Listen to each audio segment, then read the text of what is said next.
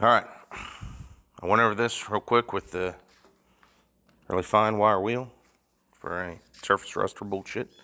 We got all the new valve seals in there. Now on a Y block, they say that the open coolant port should be in the rear and the blocked one should be in the front. All right, see how there's no hole there? So don't do that backwards or the motherfucker's gonna get hot, okay? I'm gonna toss this head on here and throw the rest of these studs in real quick.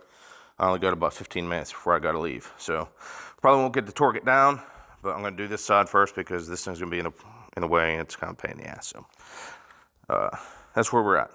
Hold on, let me see if I can toss this head on here. All right, we got it on there. And there you have it. Fortunately for me, I remember to put this pin in because it's rotated whenever it came down. So I'm gonna pick this head up a little bit and peek in there and just make sure that these are around the thing I can't think of the name of, dowel pin.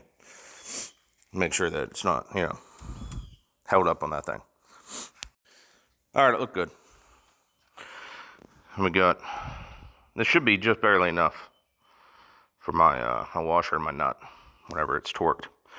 So wish me luck there because I'm using a stud kit for a 302 for the long bolts and 3-inch studs for the short bolts. But on Y block, these outer 2 head bolts are longer than these inner 3. And then, all the bottom ones are the same. So see what happens, man. So as I'm threading these studs in, I think to myself, was this on the driver's side rear? Now the heads are, symmetrical, but this is pressed in for a threaded fitting, which is probably for the coolant sensor, right? I feel like that's for the coolant sensor, and I feel like that was on the driver's side rear. So I'm gonna pull these motherfuckers off. I'm gonna move that head. Okay. All right. I got this side head gasket on now. Opening toward the rear.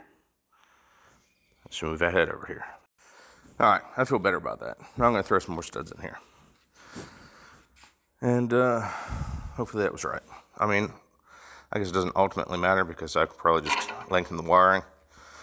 I don't know if that would be anything in the way with anything up front, but I'd look in the book, but I doubt I'm gonna find anything in there.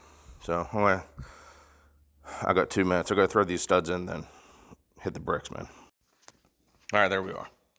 Now you can see what I was saying earlier about how these outer head bolts were longer. The holes is deeper. You can see the difference in height. But according to the measurements I did, this should be either flush with the top of the nut or protrude slightly from the top of the nut. And then these ones obviously will protrude more from the nut, as will these. So it was just the most economical way to do this, because to order all these studs the length I actually wanted was like $100 more expensive. So hopefully this will work out for us, man. Okay, that's it. I gotta go. See you.